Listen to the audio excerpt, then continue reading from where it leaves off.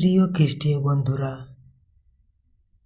আপনাদের প্রত্যেককে প্রভু যিশুর পবিত্র নামে স্বাগত জানাই। আপনারা দেখছেন গড প্রমিস বাংলা চ্যানেল থেকে। আশা করি আপনারা প্রত্যেকে প্রভু যিশুর অনুগ্রহে ও আশীর্বাদে সুস্থ আছেন, ভালো আছেন এবং শান্তিতে আছেন।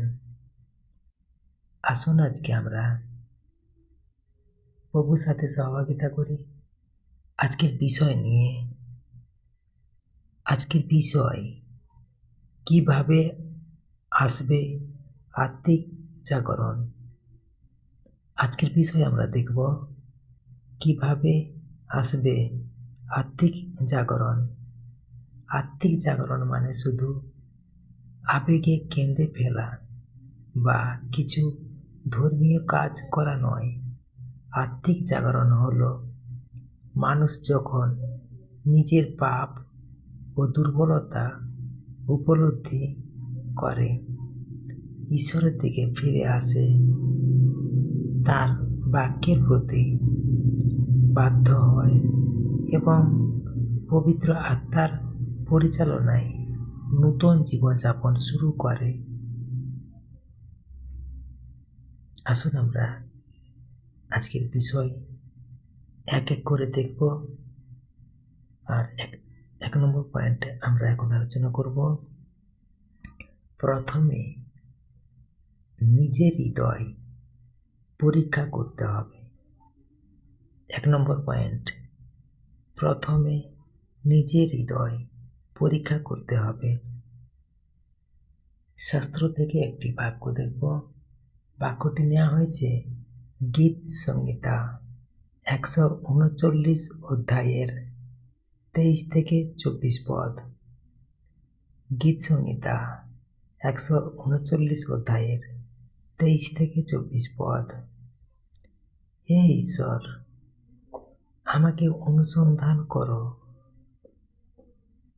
আমার হৃদয় জ্ঞাত হও, আমাকে পরীক্ষা করো, আমার চিন্তা সকল জ্ঞাত হও এবং দেখো আমার মধ্যে দুষ্টতার পথ আছে কিনা, আর আমাকে অনন্ত পথেতে চালাও।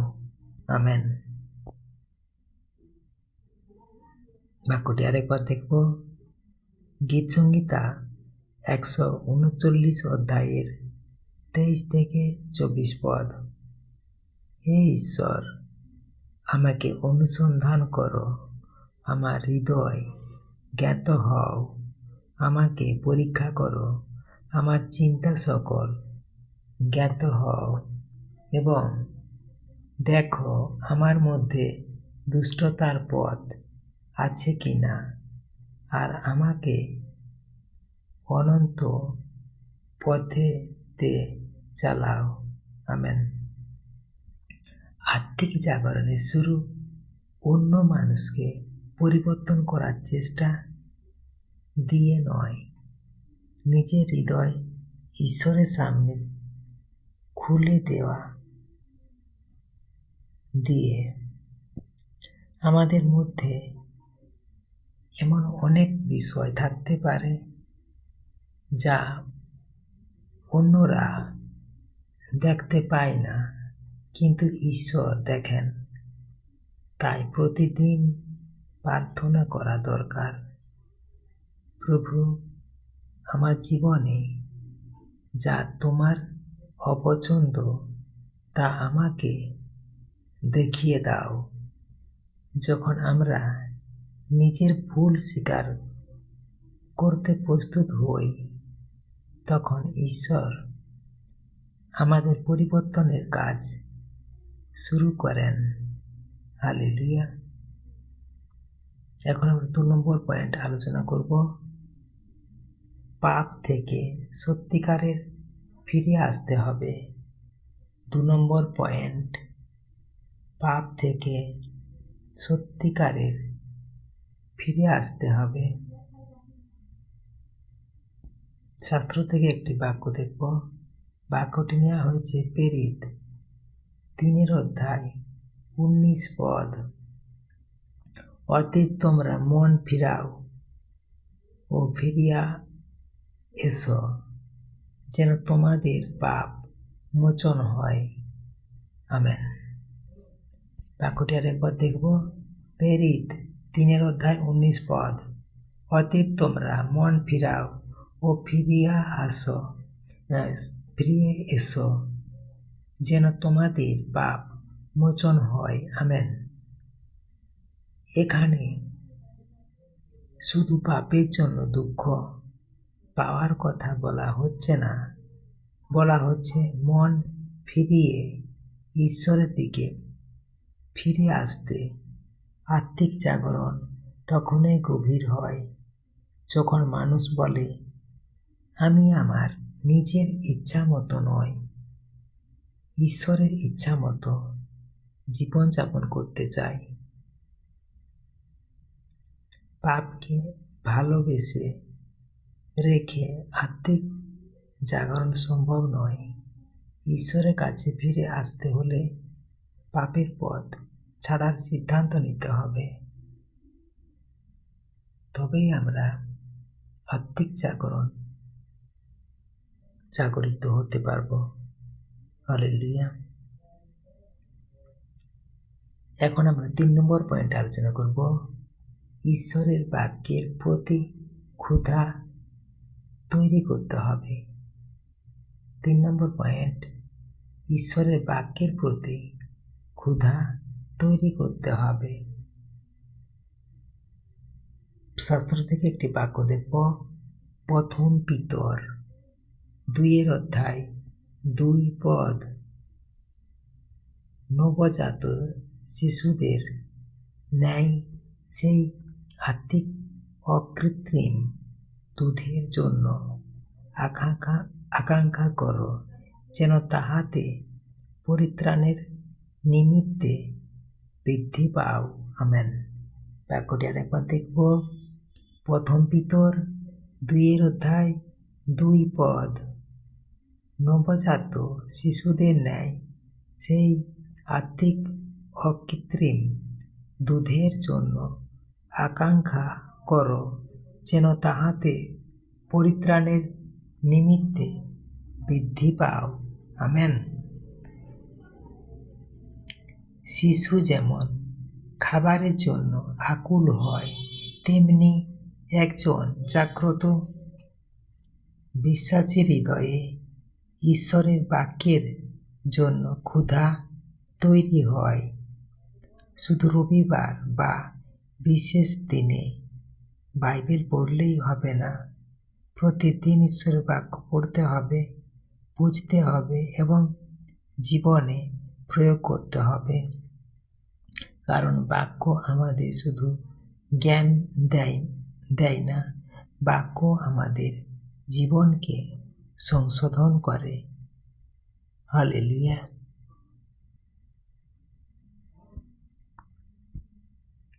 4 নম্বর পয়েন্ট এখন আমরা আলোচনা করব। প্রার্থনার জীবন ফিরে পেতে হবে। 4 নম্বর পয়েন্ট, প্রার্থনার জীবন ফিরে পেতে হবে। শাস্ত্র থেকে একটি ছোট্ট বাক্য দেখি। কলসীয় 4 অধ্যায় 2 পদ। প্রার্থনায় নিবিষ্ট থাকো, ধন্যবাদ সহকারে তাতে জাগিয়া থাকো। আমেন। বাক্যটি আরেকবার বলবো। কলসীয় 4 অধ্যায় 2 পদ। প্রার্থনায় নিবিষ্ট থাকো, ধন্যবাদ সহকারে তাতে জাগিয়া থাকো। আমেন। আত্মিক জাগরণের অন্যতম গুরুত্বপূর্ণ চিহ্ন হল প্রার্থনার প্রতি নূতন আগ্রহ। যে মানুষ আগে অল্প সময় প্রার্থনা করত, তার হৃদয়ে ঈশ্বরের জন্য তৃষ্ণা এলে সে নিজের আনন্দ, দুঃখ, সমস্যা, পরিবার, ভবিষ্যৎ সব কিছু ঈশ্বরের কাছে নিয়ে আসে। প্রার্থনা শুধু কিছু চাওয়ার মাধ্যমে নয়।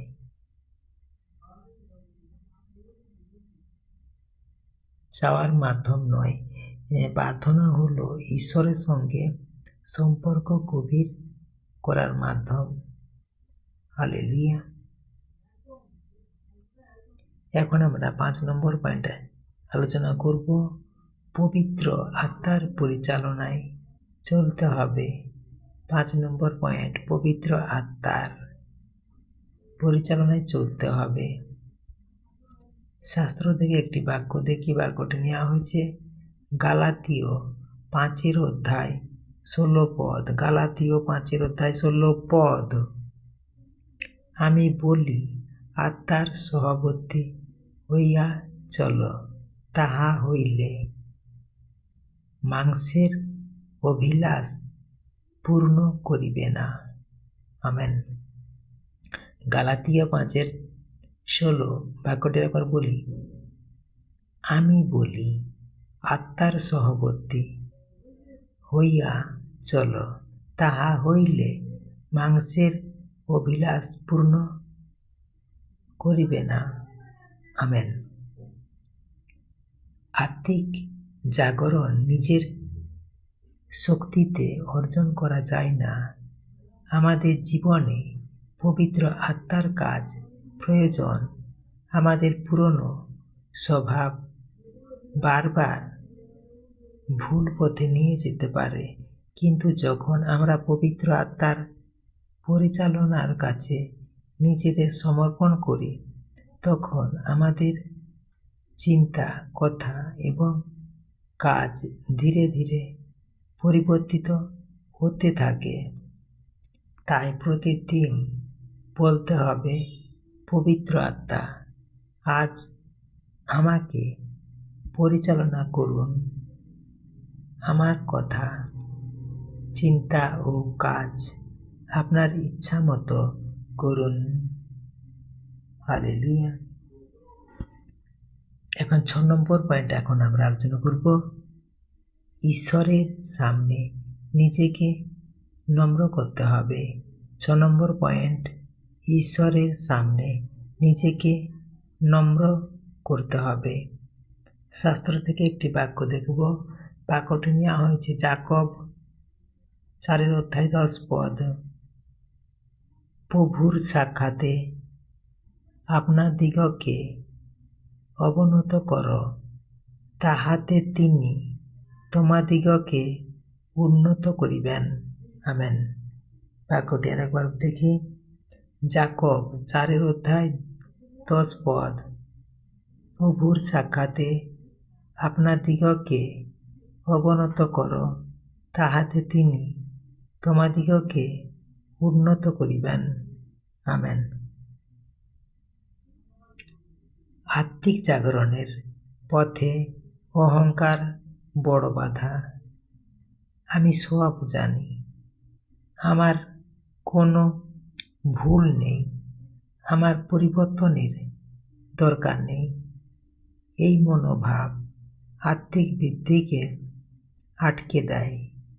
কিন্তু যখন মানুষ ঈশ্বরের সামনে নিজেকে নম্র করে বলে, প্রভু, আমি আপনার সাহায্য ছাড়া পারি না, তখন ঈশ্বরের কাজের জন্য হৃদয় প্রস্তুত হয়। হালেলুয়া। এখন আমরা 7 নম্বর পয়েন্ট আলোচনা করব। ঈশ্বরের সঙ্গে সম্পর্ককে জীবনের প্রথম স্থানে রাখতে হবে। 7 নম্বর পয়েন্ট, ঈশ্বরের সঙ্গে সম্পর্ককে জীবনের প্রথম স্থানে রাখতে হবে। শাস্ত্র থেকে একটি বাক্য দেখব। মথি 6 অধ্যায় 33 পদ। কিন্তু তোমরা প্রথমে তাঁহার রাজ্য ও তাঁহার ধার্মিকতার বিষয়ে চেষ্টা করো, তাহা হইলে ওই সকল দ্রব্যও তোমাদিগকে দেয়া হইবে। আমেন। মথি 6 অধ্যায় 33 পদ। কিন্তু তোমরা প্রথমে তাহার রাজ্য ও তাহার ধার্মিকতার বিষয়ে চেষ্টা করো, তাহা হইলে ওই সকল দ্রব্য ও তোমাদিগকে দেওয়া হইবে। আমেন। আত্মিক জাগরণ মানে জীবনের সব কিছুর মধ্যে ঈশ্বরকে প্রথম স্থান দেওয়া। টাকা, কাজ, সম্মান, সম্পর্ক, মোবাইল, বিনোদন সব কিছুর চেয়ে ঈশ্বরের রাজ্যকে অগ্রাধিকার দিতে হবে। যখন ঈশ্বর আমাদের জীবনের কেন্দ্র হন, তখন আমাদের চিন্তাভাবনা ও সিদ্ধান্তের মধ্যেও তার প্রভাব দেখা যায়। হালেলুয়া। এখন আমরা 8 নম্বর পয়েন্ট আলোচনা করব। ভালো কাজের মাধ্যমে বিশ্বাসকে প্রকাশ করতে হবে। ভালো কাজের মাধ্যমে বিশ্বাসকে প্রকাশ করতে হবে। আমরা শাস্ত্র থেকে একটি বাক্য দেখব। বাক্যটি নেওয়া হয়েছে যাকব 2 অধ্যায় 17 পদ।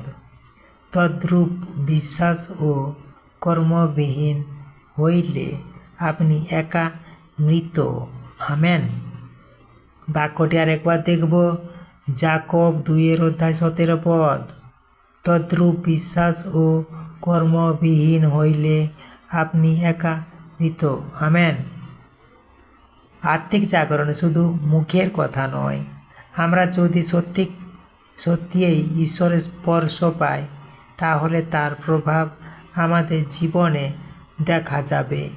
ক্ষমা করার মধ্যে, ভালোবাসার মধ্যে, অসহায় মানুষকে সাহায্য করার মধ্যে, সত্য কথা বলার মধ্যে এবং অন্যের প্রতি দয়া দেখানোর মধ্যে। জীবন পরিবর্তন না হলে শুধু আবেগকে আত্মিক জাগরণ বলা যায় না। হালেলুয়া। এখন আমরা 9 নম্বর পয়েন্টে আলোচনা করব। ঈশ্বরের আলোতে চলতে হবে। 9 নম্বর পয়েন্ট, ঈশ্বরের আলোতে চলতে হবে।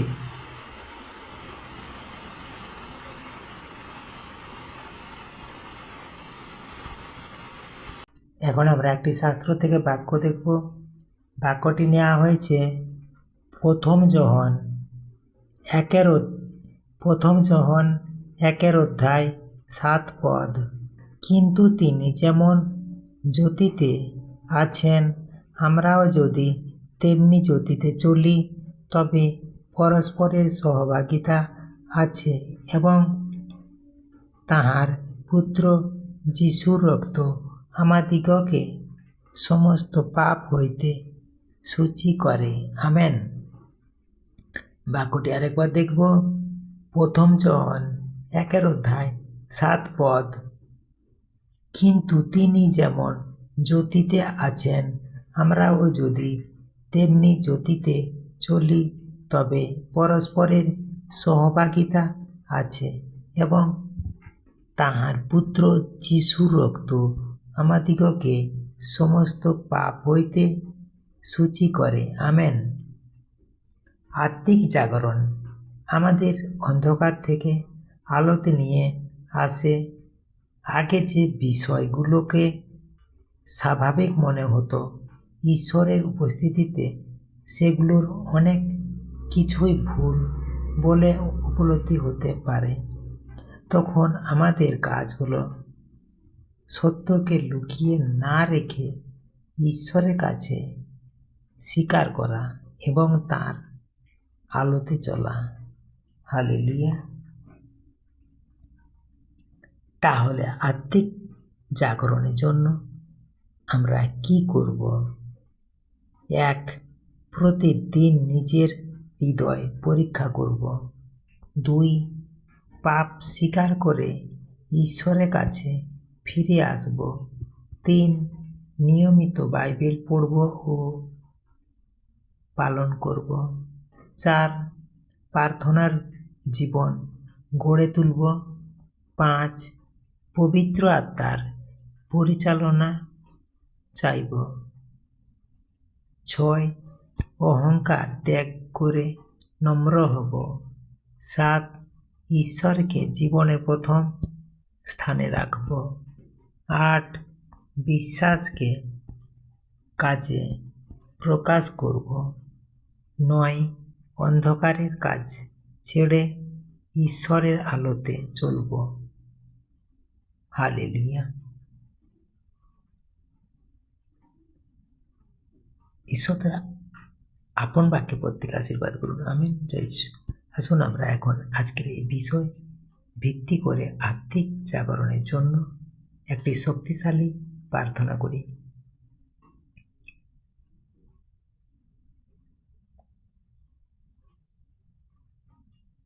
হে আমাদের স্বর্গীয় পিতা, আমি আজ আপনার সামনে নতনম্র হয়ে উপস্থিত হয়েছি। প্রভু, আমার হৃদয় আপনি জানেন, আমার জীবনের এমন কোনো পাপ, দুর্বলতা, অহংকার বা ভুল পথ যদি থাকে যা আপনাকে দুঃখ দেয়, তাহলে আমাকে তা বুঝতে সাহায্য করুন। প্রভু যিশু, আমাকে সত্যিকারের অনুতাপের হৃদয় দিন, শুধু মুখে নয়, আপনার জীবন দিয়ে যেন আমি আপনার দিকে ফিরে আসতে পারি। আমার মধ্যে আপনার বাক্যের জন্য নতুন ক্ষুধা সৃষ্টি করুন। বাইবেল পড়ার সময় আমার চোখ খুলে দিন, যেন আমি আপনার বাক্য বুঝতে পারি এবং সেই বাক্য অনুযায়ী জীবনযাপন করতে পারি। হে পবিত্র আত্মা, আমার হৃদয়কে নতুন করে জাগিয়ে তুলুন। আমার চিন্তা পরিবর্তন করুন, আমার কথা শুদ্ধ করুন এবং আমার কাজকে আপনার ইচ্ছার সঙ্গে মিলিয়ে দিন। প্রভু, আমার মধ্যে যে আত্মিক অলসতা আছে তা দূর করুন। প্রার্থনার প্রতি নতুন আগ্রহ দিন। আপনার উপস্থিতির জন্য আমার হৃদয়ে তৃষ্ণা সৃষ্টি করুন। আমাকে অহংকার থেকে রক্ষা করুন, আমাকে নম্র করুন। মানুষের প্রশংসা চেয়ে যেন আমি আপনার সন্তুষ্টিকে বেশি মূল্য দিই।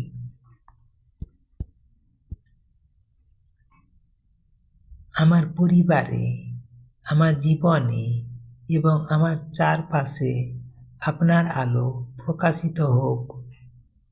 আমার জীবন দেখে যেন অন্য মানুষও আপনার ভালোবাসা ও সত্যের দিকে আকৃষ্ট হয়। প্রভু, আমাকে জাগিয়ে তুলুন, আমার হৃদয়কে জাগিয়ে তুলুন, আমার প্রার্থনার জীবনকে জাগিয়ে তুলুন, আমার বিশ্বাসকে জাগিয়ে তুলুন, আমার আত্মিক জীবনকে নূতন করুন। আমি আমার জীবন আপনার হাতে সমর্পণ করছি। আমাকে নিজের ইচ্ছাই নয়, আপনার ইচ্ছায় চলতে সাহায্য করুন। এই প্রার্থনা প্রভু যীশু খ্রিস্টের পবিত্র নামে করছি। Amen, amen, amen. প্রিয় খ্রিস্টীয় বন্ধুরা, আজকের বিষয় যদি আপনাদের হৃদয়ে স্পর্শ করে, অবশ্যই চ্যানেলটিকে সাবস্ক্রাইব করুন এবং লাইক, কমেন্ট, শেয়ার করতে ভুলবেন না। ঈশ্বর আপনাদের প্রত্যেকের মঙ্গল করুন। ধন্যবাদ।